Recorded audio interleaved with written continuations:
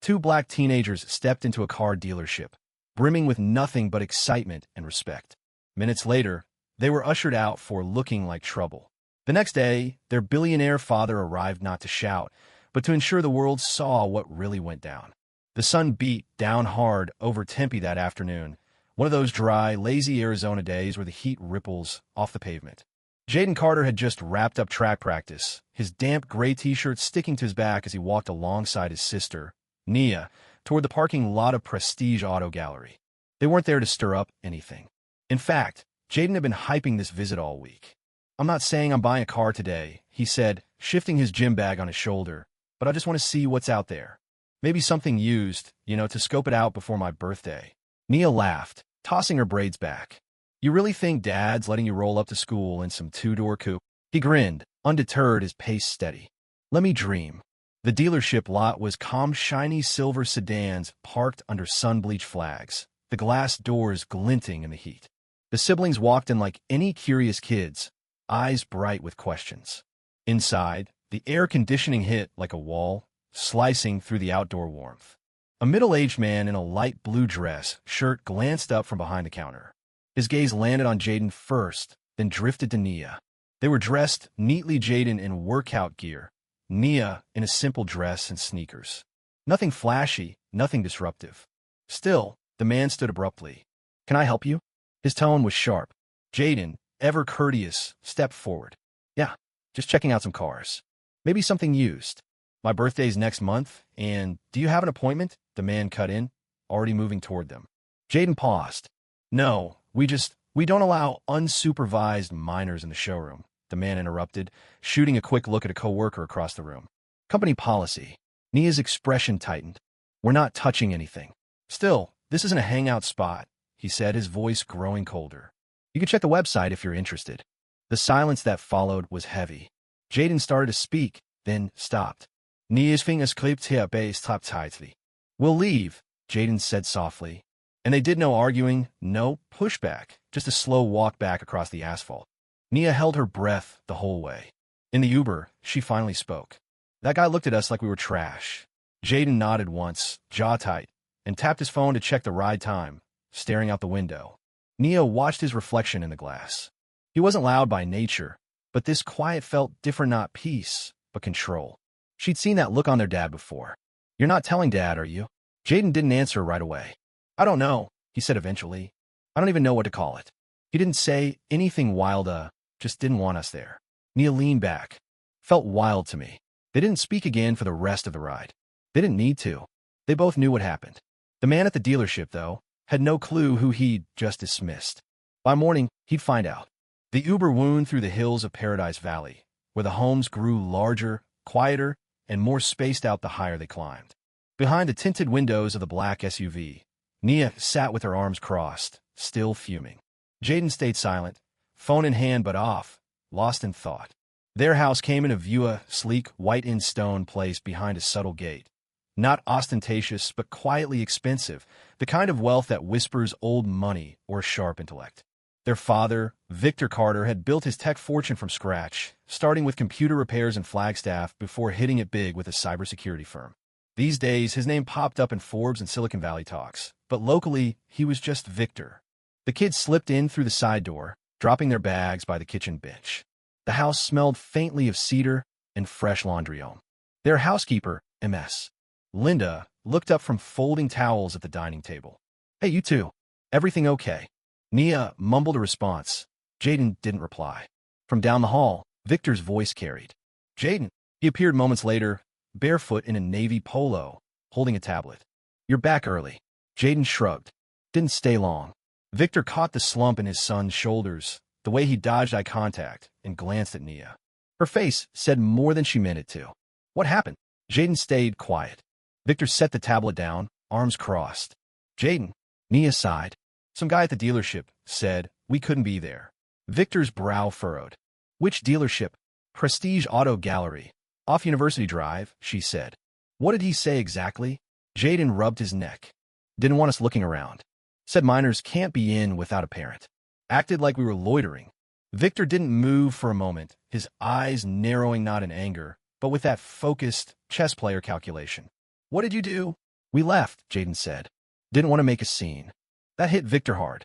He took a breath, stepped into the kitchen, and poured a glass of water, handing it to Jaden. You did the right thing, you hear me? Jaden nodded once. Then Victor sat on a counter stool, locking eyes with him. I need you to get this. You're not less than anyone. I don't care if you're in track gear or a suit, you carry yourself right. If someone sees you as a problem, that's their failure, not yours. Nia leaned against the fridge, listening. Victor's voice stayed low, steady. But silence isn't always strength. Let people slide on small stuff, and they'll keep doing it to the next person, then the next. Jaden swallowed. So what are you going to do? Victor didn't answer immediately.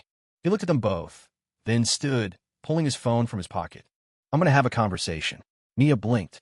With who? Whoever runs that place, he said, walking out. Tomorrow morning. The next few hours passed in a strange calm, no yelling, no frantic calls. Victor made dinner like always, grilled salmon, asparagus, rice. They ate as a family, but the air felt different. Not anger purpose.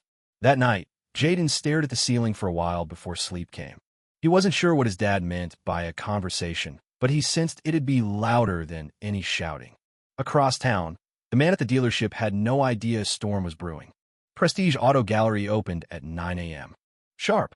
By 8:45, staff trickled, inkies jangling, coffee cups in hand, sunglasses still on, the usual Monday hum.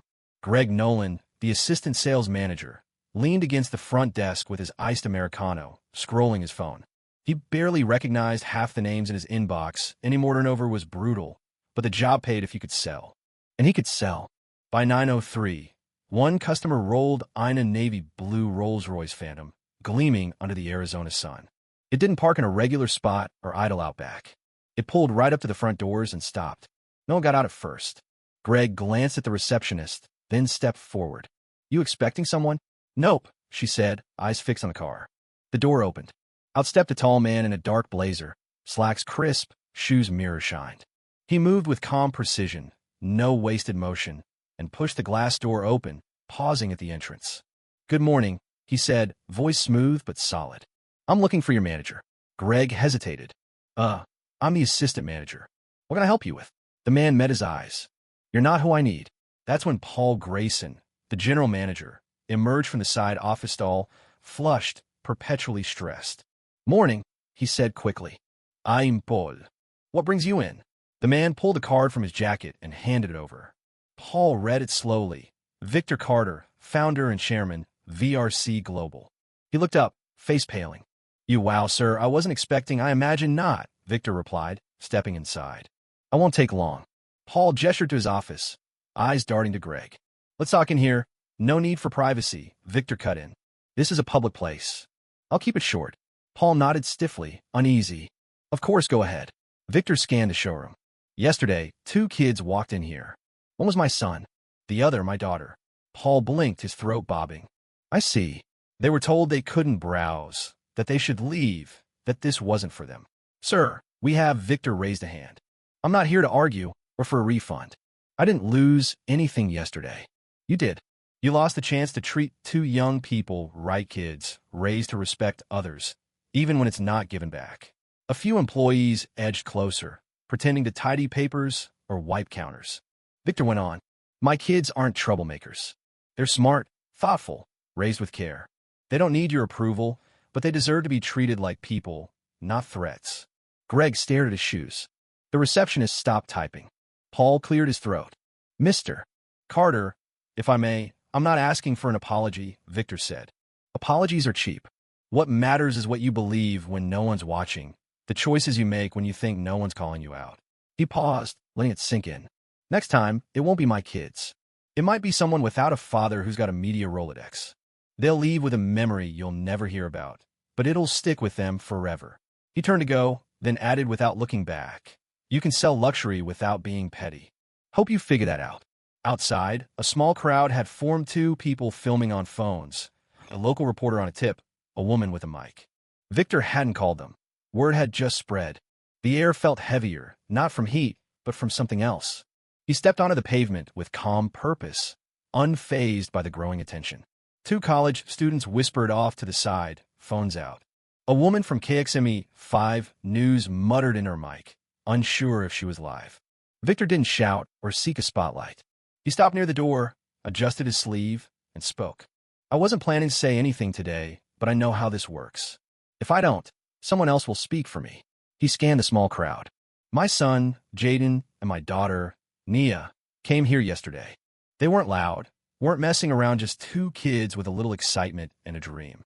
But they were asked to leave, not for breaking rules or touching anything, but because someone decided they didn't belong, that they were trouble before they even spoke. One student exhaled shakily. Victor continued, voice steady and low. I've spent my life building something lasting, and I've taught my kids that what you build isn't just money, it's how you treat people, the choices you make when no one's looking.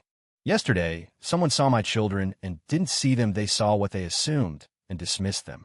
You don't need to yell to disrespect someone. You just need to make them feel small in a place they were excited to be. Paul watched from behind the glass, hands in his pockets. Victor glanced back briefly, then faced forward. I'm not here to shut this place down. I don't believe in that. I'm not even mad anymore, just tired of this pattern. Good kids made to feel like criminals before they've done a thing. That sticks. And if no one calls it out, it keeps happening. More people stop at a delivery guy across the street, lowered his shades to watch. I came today because my kids didn't deserve that.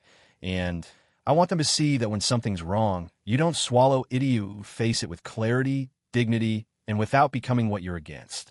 He stepped toward the Rolls-Royce, hand on the handle. One more thing. My kids walked out yesterday with their heads high. That says everything about them and nothing about the guy who tried to cut them down. He got in without another word. No cheers, no applause, just a crowd left processing what they'd witnessed. Inside, Greg sank into a chair. The receptionist blinked back tears, unsure why. Paul stood by the window, arms rigid, knowing the story was already out of his hands.